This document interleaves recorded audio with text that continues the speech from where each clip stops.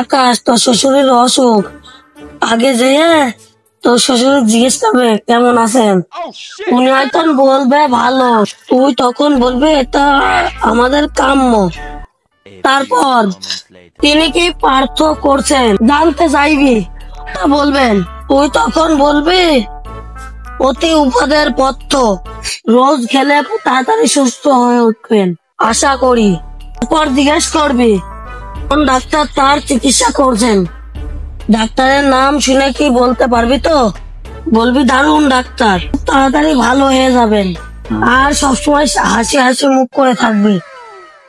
আচ্ছা মা, ঠিক আছে, সব ঠিকঠাক করে করবো নি, তাহলে আমি গেলাম। ও আল্লাহ, আমার কি হচ্ছে? আমার তো ভালো শেষ রান্না গো। ও আল্লাহ, ও আল্লাহ গো। শ্বশুর আব্বা, সালামু আলাইকুম। কেমন আছেন বাবা?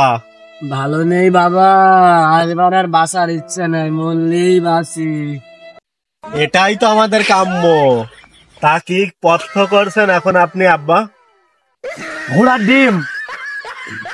বা বাবা, অতি উপদেয় পথ্য, রোজ খেয়ে যান, তাড়াতাড়ি ভালো হয়ে যাবেন আশা করি। আব্বা, কোন ডাক্তার দেখাইছেন? জম সহ্য করা গেল না। বা বাবা, খুব ভালো ডাক্তার, আর বেশ নাম করা ডাক্তার। আপনি খুব তাড়াতাড়ি সুস্থ হয়ে যাবেন আশা করি।